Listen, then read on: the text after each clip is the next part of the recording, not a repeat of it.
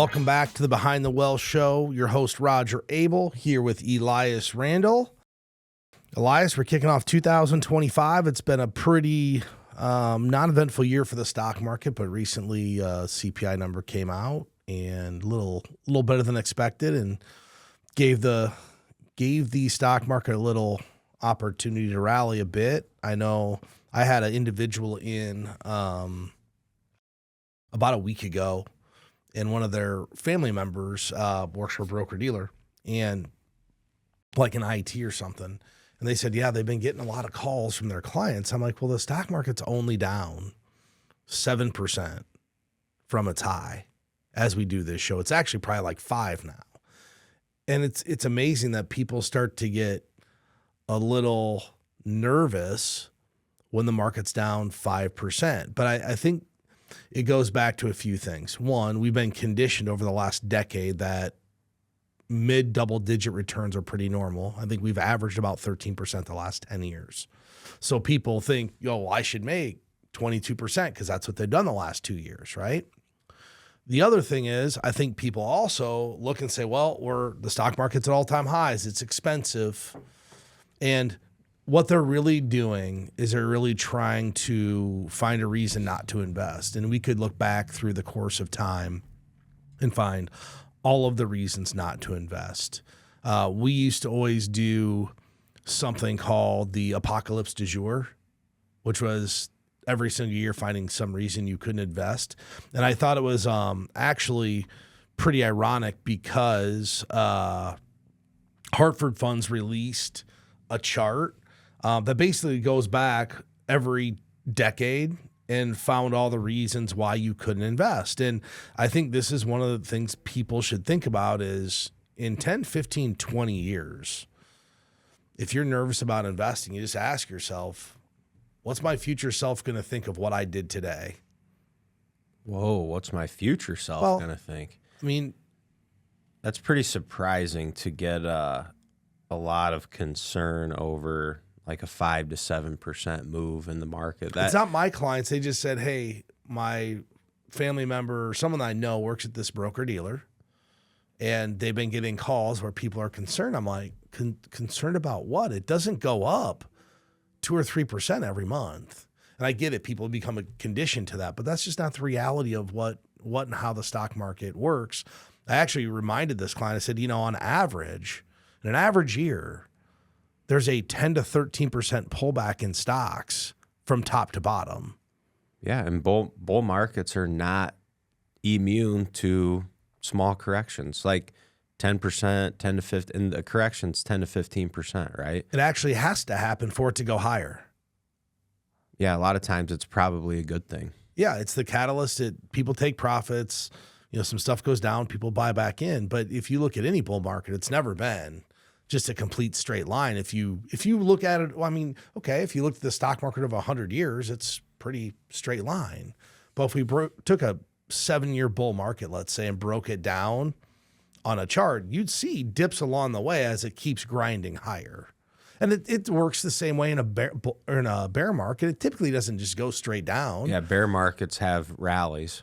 Yeah, they have rallies too. So, one of the things I want to cover today is, hey, let's take a look at all the reasons that we could have not invested, and people who did invest and stayed invested fared very, very well. So if we just look back to the first event, Elias, which is in 1975. So here's the reasons you wouldn't have invested in 1975. Stagflation, OPEC, hikes oil prices. The return for that calendar year was 37.23%. That's a nice year. The growth of that investment, $10,000 to today, you just put $10,000 into the market, would have grown to $3.4 million. Yeah, pretty easy way to get your account up over $3 million. And the thing is, in staying here's the thing. I know there's all this, especially in the financial media and in the capital markets, right? There's the number one solution to volatility in your portfolio is time. It's staying invested because it's the only way, right? When you look at the market in a 12, 24, 36-month snapshot, what does it look like? It really looks like a crazy roller coaster ride. When you look at the market on a 50-year time horizon, all that kind of stretches out, and it's really close to the trend line of right around 10%, which is pretty normal equity returns over time.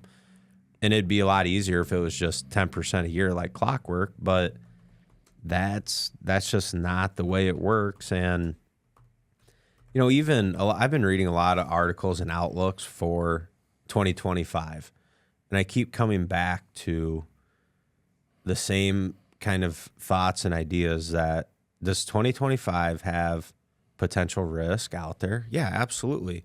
Should you be aware of those, and are there strategies you can implement to help mitigate that risk? Yeah. But even let's say 2025's flat or a down year a little bit. Well, what typically happens after that, especially if the companies in the stock index continue to grow their earnings, but that's not reflected like in the price of the stock, well, eventually it will be. So you have to be able to get through those hard periods. And I think the other thing I was thinking when you talked about getting a lot of phone calls over 5%, I think one thing we do very well is educating clients that, hey, 5 to 10% correction, that's going to be normal. We should expect that to happen. Because if you expect it to happen at some time, you won't be surprised. But if you think you're going to make 2 to 3% just every month and it's going to go up for the whole year, then you will be surprised when that doesn't happen. When it goes down 5 and 6. Right. In a month. Like, it's going to happen. So there's all these reasons. Let's keep covering a couple, and we'll hit on, why timing the market it doesn't work. This is literally like the perfect chart. If you did nothing, literally you put 10,000 away in 1975. So what's that? 50 years? Yeah. So this is for an 18-year-old. You scrape together 10 grand in 1975 when you're 18. You figured it out. You got the money. You never opened a statement. You never contributed again. You forgot you had this thing. You have $3.4 million. I think most people would be pretty happy if they retired today at 68 years old with $3.4 million and never had to save a dime from their paycheck at work. They just scraped together 10 grand when they were 18. They're not going to be upset with that outcome. No. 1995 or 85, we have a Cold War. We have the famine in Ethiopia. All the reasons 85 not to invest, 31% return, 10 grand grew to 859,000. 1995, Oklahoma City bombings. I can keep covering them, but all of these reasons, even in 2015, there was the Greek debt crisis, the Paris terrorist attacks, Syrian refugee crisis. The stock market only made 1% that year, but 10,000 from 2015 to 2025, a 10-year period of time, grew to $34,000. 10 grand grew to $34,000. Well, think of all the other events that have happened too. Oh, so there was the events in 2015. This is just going on the even years that end with a 5. Right.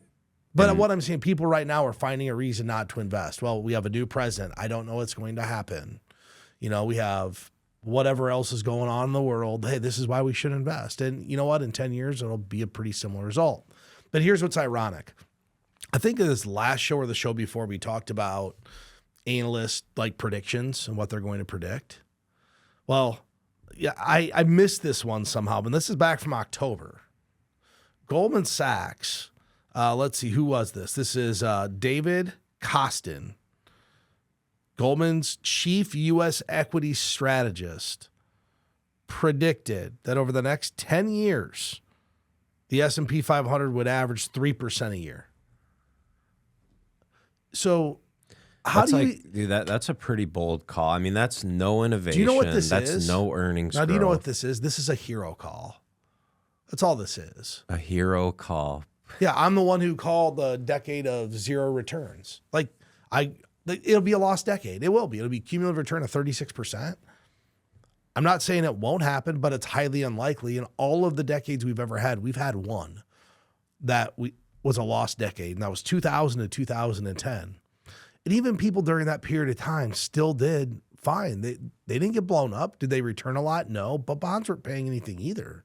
But a 3% per year. It reminds me, we get these things from companies and they give their predictions. There's another big investment bank out there that predicted, this is like 7 or 8 years ago, 6% growth a year. Well, we've averaged 13. Like, why would it be 70% lower than the average? And I think this is where people need to really dissect information that they're getting. And why are they doing this? They're doing what we talk about. Set the expectation low. If it's better, nobody's disappointed. Well, right. And then if you're right, if you do end up being right, you can say, see, I told you. That's why I called it a hero call. I was right. I predicted a lost decade, which I don't know. To me, that's a pretty bold call. And I don't feel like, and I know we're trading close to the all-time highs, but it doesn't feel, just in general, doesn't feel like as speculative as 2021 did going into 2022, right? Like, people aren't just piling in to risk assets. And remember, like, there was all the SPACs and the meme stocks and NTF. We don't have the NTFs, like buying something. A lot of that stuff to me is really more a sign of too much speculation out in just the general kind of sentiment in the market. Well, Elias, here's your argument, though. Well, the market was up back-to-back 20% each year. It's got to be hot. People forgot it went down 23 the year before. Well, if you average the stock market for the last 3 years, it's about 7%, right? For the last... Yeah, I think if you average the last 3 years, it comes out to be between 7 and 8% return. Yeah, probably.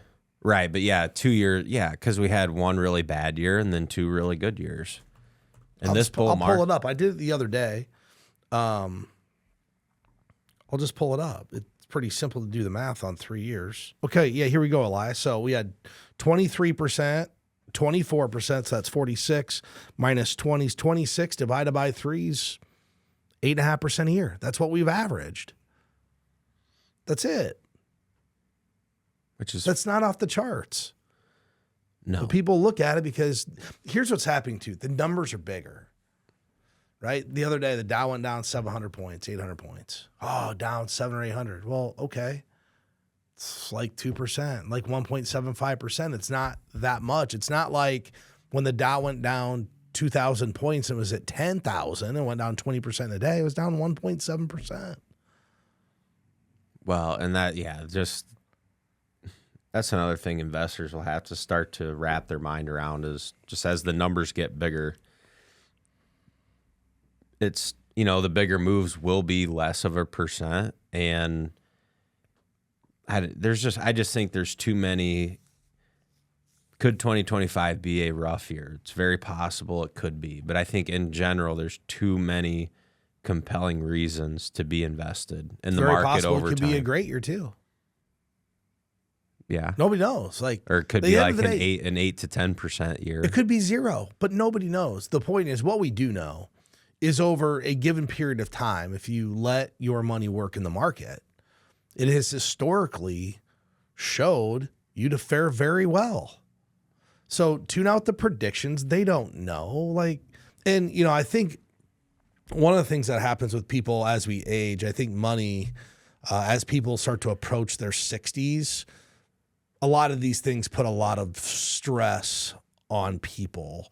And I kind of thought today, let's talk about some of the things that really stress people out in retirement and what are some of the ways that we can actually start to fix them.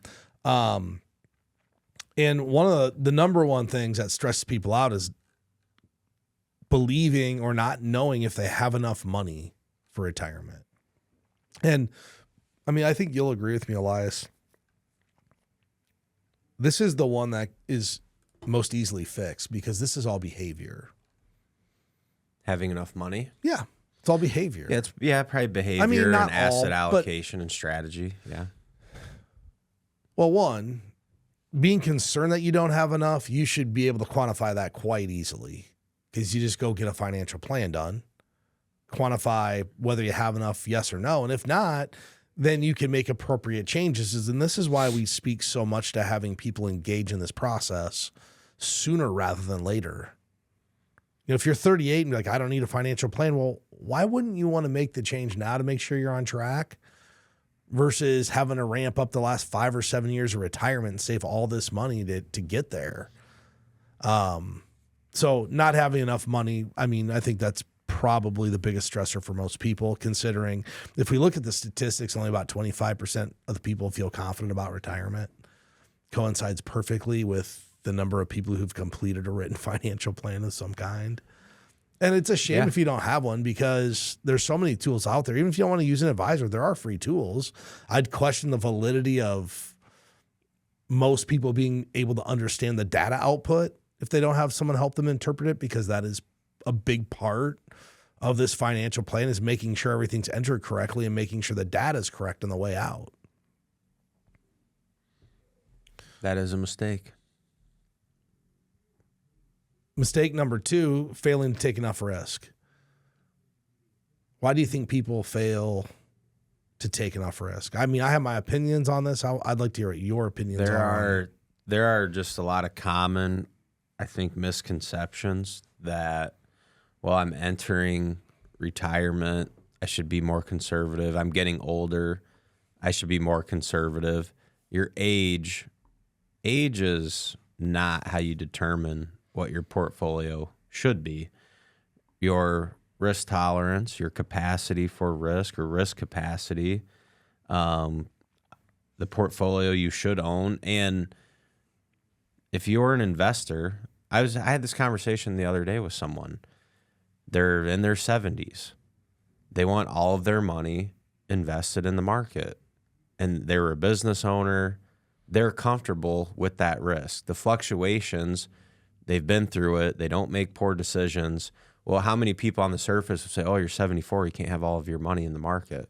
But this person has made a decision that they want to take on equity risk because they want the returns that the equity markets will provide throughout time. Think about this. We are pushing to people inherently as an industry that the older you get, the less risk you should take. And I can prove it. You know how I can prove it? How? Target date funds. What do they do? The older you get, the closer you get to retirement, the more conservative you need to be. There's zero personalization to that, none. It's literally just a way for employers and investment firms to eliminate their fiduciary risk with the client. From, well, from like, right? Like, because they understand most people don't know how to do this. But if a target date fund's your solution, that's likely not going to be an optimal outcome. So I didn't mean to interrupt you, but I did think about that. The individual client you were working with in their financial plan, I'm assuming the risk capacity allowed them to go have that all equity portfolio, or did you have to build something to add some level of protection to it? They don't need any income. So their probability of success is basically the same on the top end. Yeah, correct. And what all it did is provided much more safety margin for them for all the unexpected stuff that could happen. Yeah, and they've basically converted away their pre-tax accounts over time. So compared to net worth, very little money in taxable IRAs, pre-tax accounts. They are RMD age, so they do have to have some cash available to take out and not sell, not have to sell market when it's down. But, right, if you're 74, all your money is in, or the majority of it is in Roth accounts between a husband and wife. Your goal is to pass on the money. Well, and you're willing to take on equity risk, like why do you need to own conservative assets? They want this money to grow for their kids and grandkids, and it's already in a Roth. So you shouldn't. Historically, you can look at the difference between stock and bond returns, and they're significantly better in the stock market over long periods of time. In fact, I was driving the other day, listening to The Compound and Josh Brown, and Josh actually went on CNBC to talk about this. He brought up the fact that, one of the hosts brought up the fact that a 5% 10-year treasury, which we're close to a 5% 10-year, very close. People are like, well, that's kind of like the magic number where people feel this is a stock market equivalent. And he goes, no, it's not. The market's not average 5% for a long period of time. 5 is not. No, in the short term, they said, well, in the short term, he goes, yeah, but what does that mean? He goes, nobody's buying equities for the short term that are regular investors that aren't traders. They're buying equities for the long term. So 5% is not the equivalent of a stock market investment. No. And I get it. People not. talk about risk adjusted returns and this and that. It's still not the same return. No. And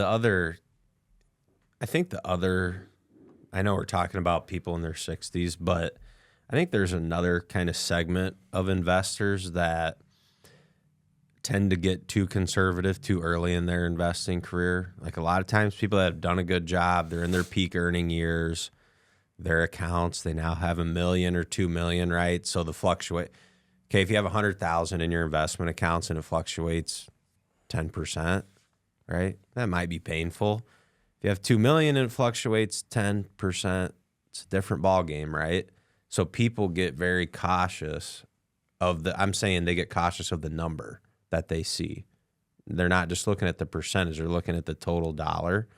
So I think even people that are a little bit younger and still accumulating, I can make the argument that they're taking risk off the table or they're choosing too conservative portfolio too early in their investing career. That's a really good insight. And I have some reasons why I think people become too conservative too early in their career. Too much information. They hear the word asset allocation and they view that as, well, I need to own some cash and some bonds and stock. They don't look at it as, well, I could be 100% stock portfolio because I'm 35 or 38 years old and have an asset allocation within there between different types of stock asset classes that have better returns. And people get cute with it.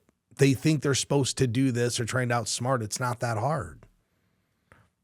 I think they get cute with it. They want to be smart and they think they're supposed to have a little bit of these high yield bonds or a little bit of this over here. And all you're really doing is diluting returns. You don't need any safety. Most 38-year-olds shouldn't be looking to have safe investments. The only reason you want a safe investment at 38 from a pure long-term investing standpoint is the money's needed in the next 2 to 5 years. Yeah, are you going to spend it? Right. Anytime soon. And, that's if you think about it, in the next one we're talking about is worrying over a stock market crash. If you think about it, the reason we use the bucket approach when we help people who are taking money out of retirement or even before retirement is to give the money responsibility so that we become way less emotional about the moves in the stock market. And we don't worry about having the wrong mix. We know why we own it. I had an individual who came in, been 9 months ago, just concerned about everything that's going to happen, wanted a bunch of protection. So we built it for him. And he pulled out that bucket strategy. He goes, I feel really good about this. He goes, I don't know how it all flows. He goes, I know you guys do, but I feel good about it because we have a plan. There you go. He had about 30% of pure stock market exposure. He said, this 30%, this is the stuff that's going to go up and down a bunch. And he felt good about that. But he has the risk profile of an equity portfolio for the most part. So worrying about a stock market crash during retirement, the number one way to get rid of that is to have a bucket strategy and have a financial plan that brings clarity to why you own the investments, how long you plan on owning each investment, and what the purpose of those investments are. Well, you're assigning, at that, you're assigning jobs or assigning responsibility to the money. And how many people, if they have the right allocation for like a distribution strategy, they have cash, they have some bonds, they just don't worry. And when their growth money fluctuates, they know they're not spending that money in the next 5 or 6 years. So it's easy to not worry about. Very few people that we work with are worried about this one. I think because we focus on this, we talk about, hey, this is our goal. What's the number one commodity you have in retirement? What? Sleep. Your time? Sleep? Oh, sleep. Like we want to have good sleep. Right? Night. Don't want to be up all night about this stuff. That's why we do the financial planning. The fifth stressor for those who are 60 and retiring are people really trying to decide when to take Social Security. And I think that we have put this massive emphasis as an industry on maximizing Social Security and trying to get the maximum out of it, right? Yeah. At the end of the day, there's only one way to figure out how to maximize it. And that's to know the day that you're going to die and your spouse is going to die if you have one. So maybe instead of focusing on maximizing it, folks should focus on what works best for my financial plan, my goals, my priorities. You know, if preserving your assets for the next generation is important to you, well, maybe then it makes sense to take a little early, right? Because you're spending less of your investment assets, more of your Social Security assets. Well, maybe your health is good. Maybe you have longevity in your family. Well, maybe delay it. But it can all be quantified in a financial plan. And I want people to stop stressing out about how to maximize it. Yeah. And if you maximize it, guess what happened? You got lucky. Why? Because you didn't die? Well, you died at exactly the right time based upon the strategy that you picked.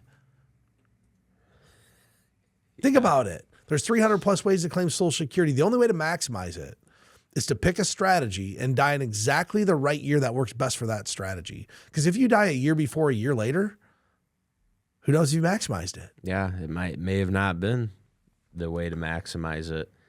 Yeah, and I think, you know, we have a social security planning tool that we walk clients through, and that's really the best way to decide is where does this fit in my picture? How do I need this to work for me? I think more people should think about it, especially in households where there's either age discrepancies or income discrepancies. Like that makes it quite a bit easier. Yeah, when they're both the same benefit, it's a little harder. It's not harder, it's just different. But when you have one where it's like, wait a minute, one person's going to get $4,000, the other person's getting like $1,800. Well, the strategy becomes a little clear, right? Yes. You probably are delaying the bigger check because you're protecting two lives, because one of those checks is gone when one person passes away. So how do we protect the biggest one? But that doesn't always mean it's going to be the maximum amount of money they get out of Social Security. It very well may not. Well, think about this. So you delay the person who has the big check. The other one takes theirs early because they want to get their money out. But they both live to be 92. Well, they didn't maximize. They'd have both been better off waiting until they're 70. Well, to get the most, you're saying? Yeah, to get the most. That would be maximization. Yeah. But they maximized it from their individual circumstance because what they were doing is hedging risk. Well, what if the person with the biggest check passes away at 71 years old and they only collected one time? Right. They did not maximize in that scenario their strategy, right, but they did manage their risk.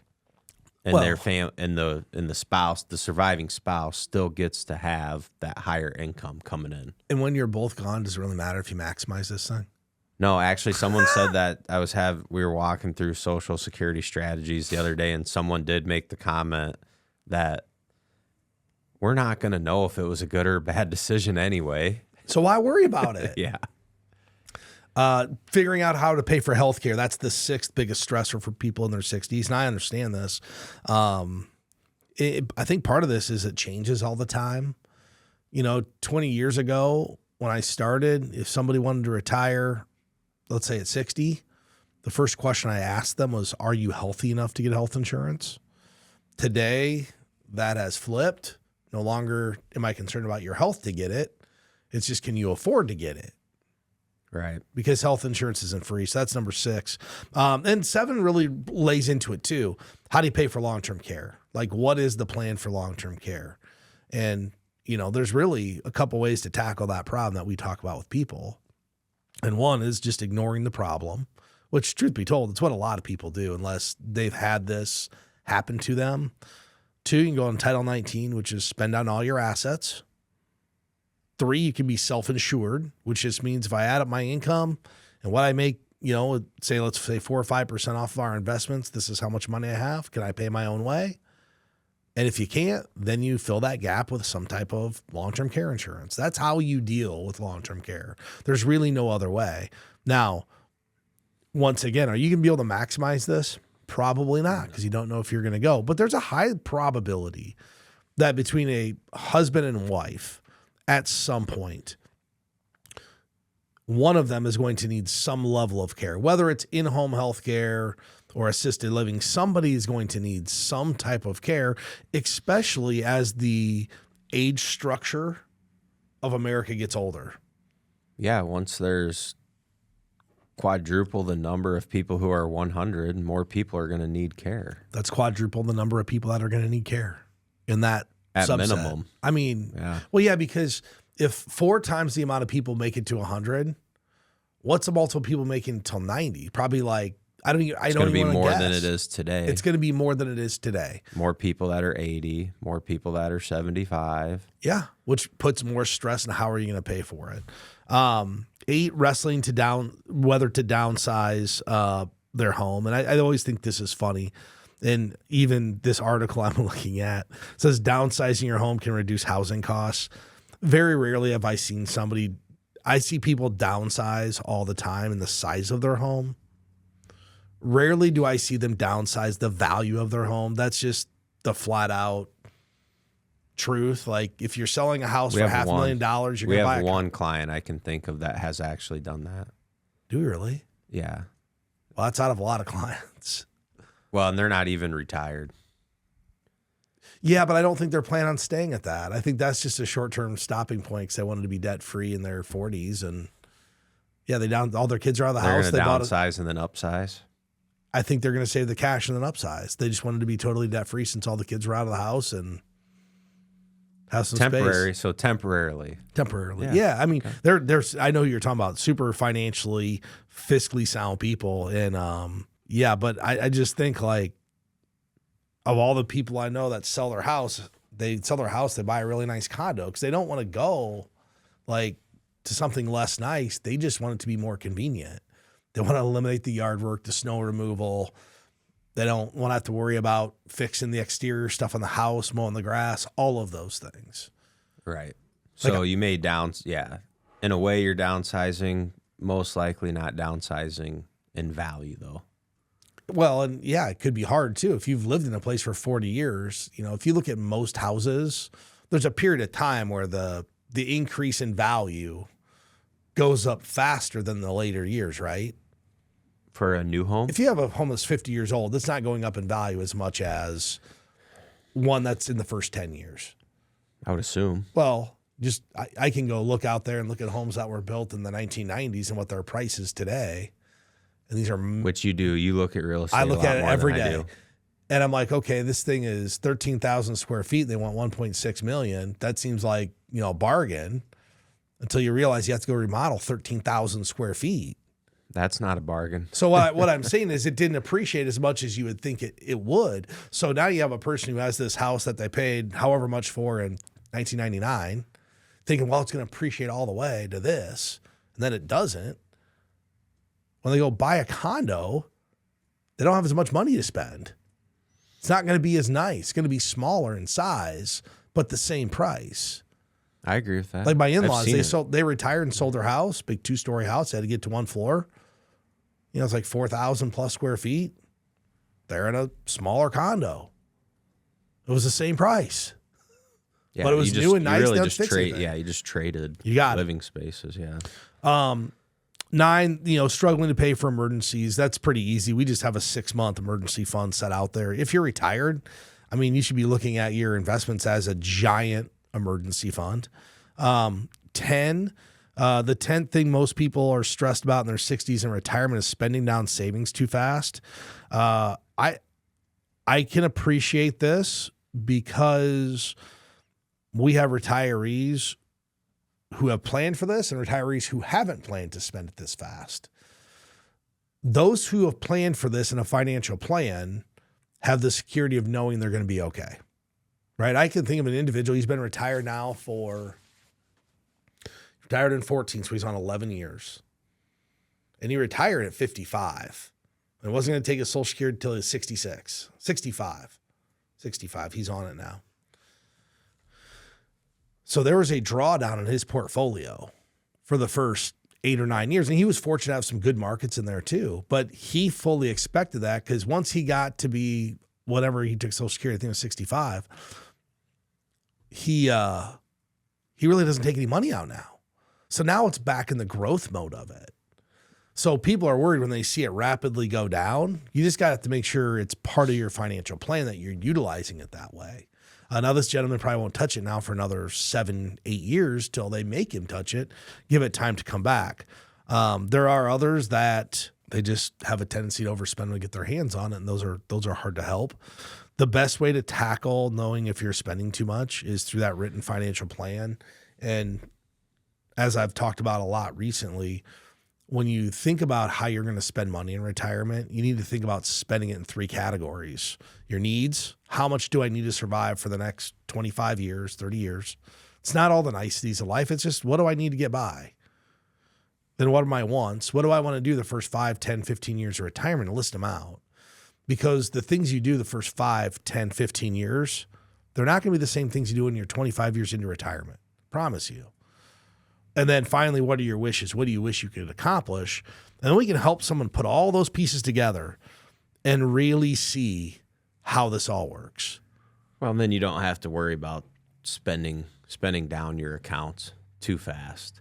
Well, and you can also have a variable withdrawal rate too, where, you know, a lot of times people say, or we'll get asked the question, well, if I'm taking out more than 4%, I'm not supposed to do that, right? Your distribution rate can change over time, and your portfolio can sustain different withdrawal rates at any, you know, at different times throughout your retirement.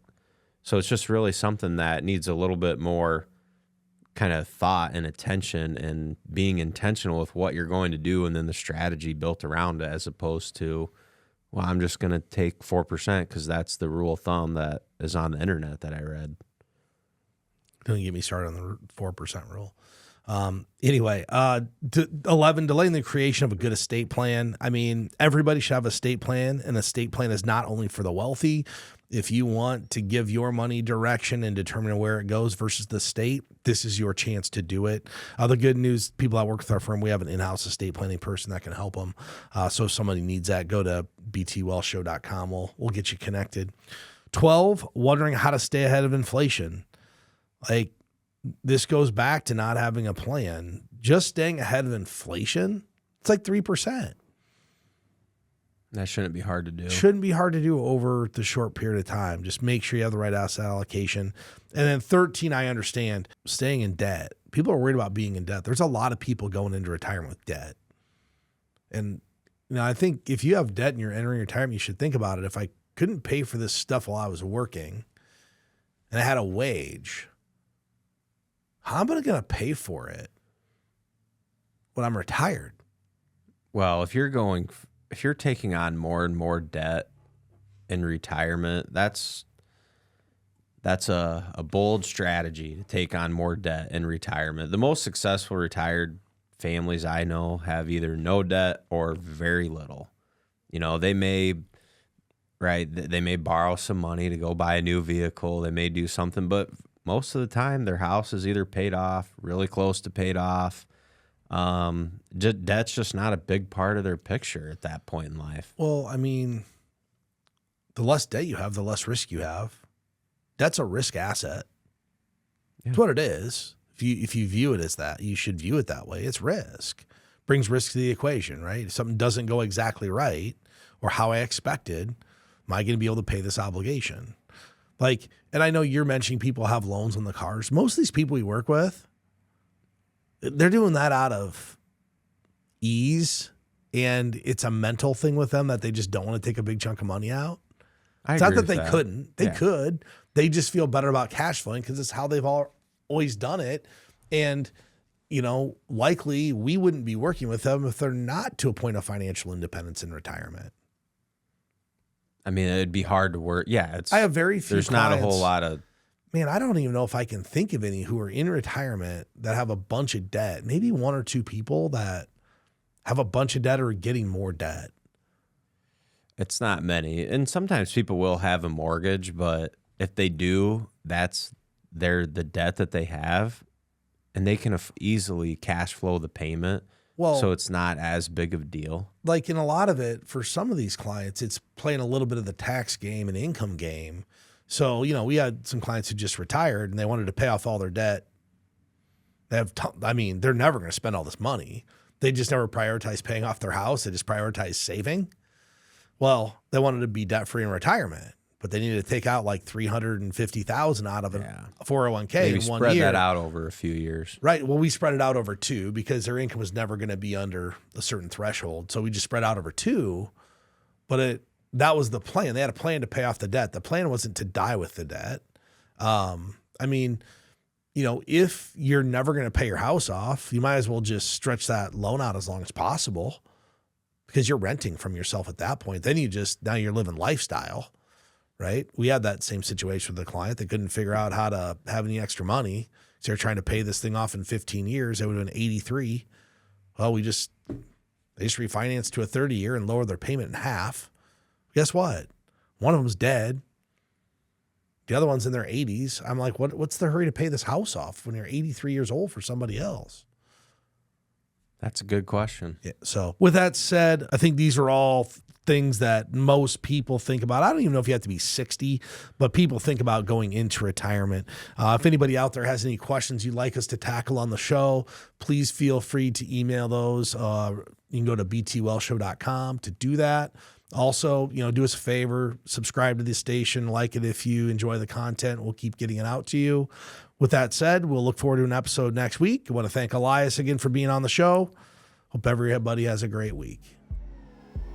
Securities and advisory services offered through LPL Financial, a registered investment advisor, member FINRA SIPC. The opinions voiced in this show are for general information purposes only and are not intended to provide specific advice or recommendations for any individual. To determine which investments may be appropriate for you, consult with your attorney, accountant, and financial or tax advisor prior to investing. Premier Investments and Wealth Management and LPL Financial do not provide tax advice. Please consult your tax professional. Economic forecasts set forth may not develop as predicted, and there can be no guarantee that strategies promoted will be successful. There's no guarantee that a diversified portfolio will enhance overall returns or outperform a non-diversified portfolio. Diversification does not protect against market risk. Rebalancing a portfolio may cause investors to incur tax liabilities and/or transaction costs, and does not assure profit or protect against loss. All performance referenced is historical and is not a guarantee of future results. All indices are unmanaged and cannot be invested into directly. There is no assurance that the techniques and strategies discussed are suitable for all investors or will yield positive outcomes. The purchase of certain securities may be required to affect some of the strategies. Investing involves risks, including possible loss of principal. Consult your tax professional about eligibility to Roth and traditional IRA contributions. Contributions and earnings in a Roth IRA can be withdrawn without paying taxes and penalties if the account owner is at least 59 and a half and has held their Roth IRA for at least 5 years. Traditional IRA account owners have considerations to make before performing a Roth IRA conversion. These primarily include income tax consequences on the converted amount in the year of the conversion, withdrawal limitations from a Roth IRA, and income limitations for future contributions to a Roth IRA. In addition, if you are required to take a minimum distribution, RMD, in the year you convert, you must do so before converting to a Roth IRA. This information is not intended to be a substitute for specific individualized tax advice. We suggest that you discuss your specific tax issues with a qualified tax advisor.